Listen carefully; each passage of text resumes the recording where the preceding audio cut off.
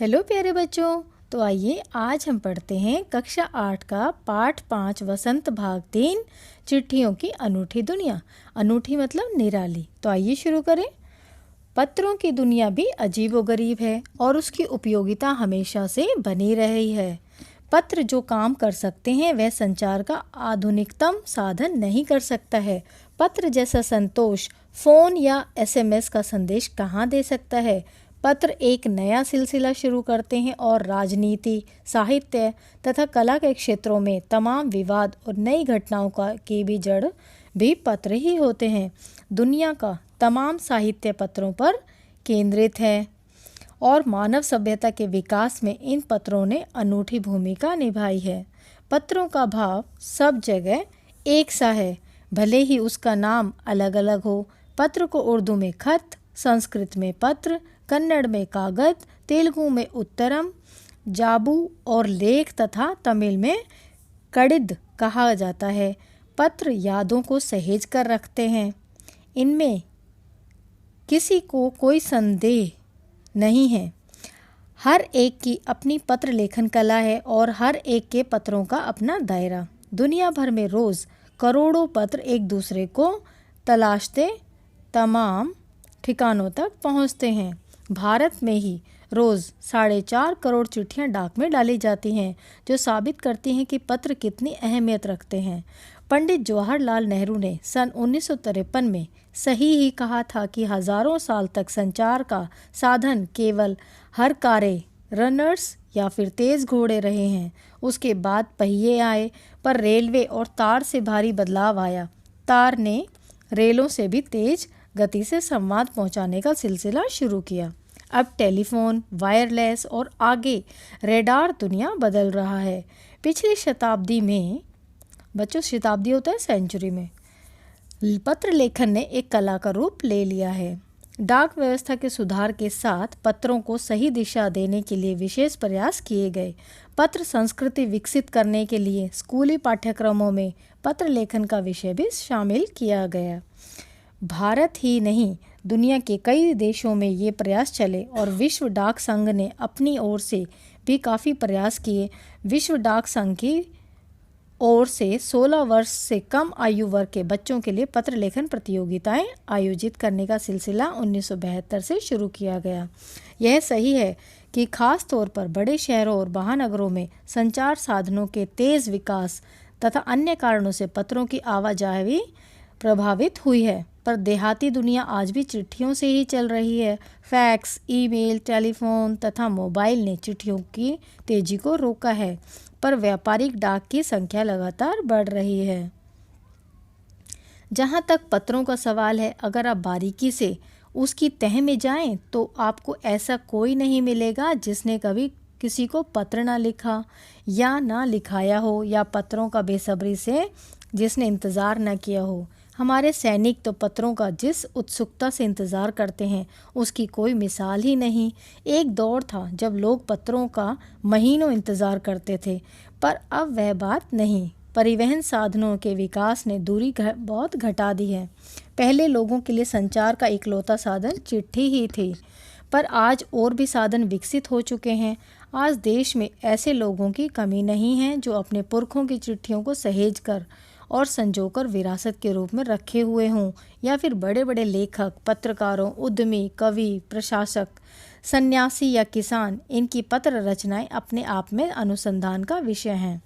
अगर आप जैसे संचार साधन होते तो पंडित नेहरू अपनी पुत्री इंदिरा गांधी को फ़ोन करते, पर तब पिता के पत्र पुत्री के नाम नहीं लिखे जाते, तो देश के करोड़ों लोगों को प्रेरणा देते हैं। पत्रों को तो आप सहेज कर रख लेते हैं, पर एसएमएस संदेशों को आप जल्दी ही भूल जाते हैं। कितने संदेशों को आप सहेज कर रख सकते हैं। तमाम महान हस्तियों की तो सबसे बड़ी यादगार या धरोहर उनके द्वारा लिखे गए पत्र ही हैं। भारत में इस श्रेणी में राष्ट्रपिता महात्मा गांधी को सबसे आगे रखा जा सकता है। दुनिया के तमाम संग्रहालय जानी मानी हस्तियों के पत्रों का अनूठा संकलन भी है। तमाम पत्र देश, काल और समाज को जानने समझने का असली पैमाना है। भारत में आज़ादी के पहले महासंग्राम के दिनों में जो कुछ अंग्रेज़ अफसरों ने अपने परिवारजनों को पत्र में लिखे वे आगे चलकर बहुत महत्व की पुस्तक तक बन गए हैं। इन पत्रों ने साबित किया कि यह संग्राम कितनी ज़मीनी मजबूती लिए हुए था। महात्मा गांधी के पास दुनिया भर से तमाम पत्र केवल महात्मा गांधी इंडिया लिखे आते थे और वे जहाँ भी रहते थे वहाँ तक पहुँच जाते थे। आज़ादी के आंदोलन की कई अन्य दिग्गज हस्तियों के साथ भी ऐसा ही था। गांधी जी के पास देश दुनिया से बड़ी संख्या में पत्र पहुंचते थे, पर पत्रों का जवाब देने के मामले में उनका कोई जोड़ नहीं था। कहा जाता है कि जैसे ही उन्हें पत्र मिलता था उसी समय वे उसका जवाब लिख देते थे। अपने हाथों से ही ज़्यादातर पत्रों का जवाब देते थे। जब लिखते लिखते उनका दाहिना हाथ दर्द करने लगता था तो वे बाएं हाथ से लिखने में जुट जाते थे। महात्मा गांधी ही नहीं, आंदोलन के तमाम नायकों के पत्र गांव-गांव में मिल जाते हैं। पत्र भेजने वाले लोग उन पत्रों को किसी प्रशस्ति पत्र से कम नहीं मानते हैं और कई लोगों ने तो उन पत्रों को फ्रेम कराकर रख लिया है। यह है पत्रों का जादू। यही नहीं, पत्रों के आधार पर ही कई भाषाओं में जाने कितनी किताबें लिखी जा चुके हैं। वास्तव में पत्र किसी दस्तावेज से कम नहीं।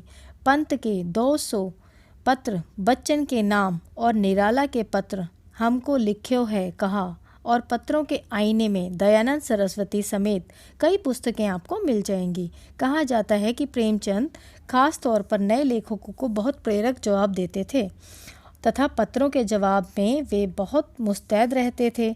इसी प्रकार नेहरू और गांधी के लिखे हुए रविंद्रनाथ टैगोर के पत्र भी बहुत प्रेरक हैं। महात्मा और कवि के नाम से महात्मा गांधी और रविंद्रनाथ टैगोर के बीच सन 1915 से 1941 के बीच के पत्राचार का संग्रह प्रकाशित हुआ है, जिनमें बहुत से नए तथ्यों और उनकी मनोदशा का लेखा जोखा मिलता है। पत्र व्यवहार की परंपरा भारत में बहुत पुरानी है, पर इसका असली विकास आज़ादी के बाद ही हुआ है। तमाम सरकारी विभागों की तुलना में सबसे ज़्यादा गुडविल डाक विभाग की ही है। इसकी एक खास वजह यह भी है कि यह लोगों को जोड़ने का काम करता है। घर घर तक इसकी पहुंच है। संचार के तमाम उन्नत साधनों के बाद भी चिट्ठी पत्री की हैसियत बरकरार है।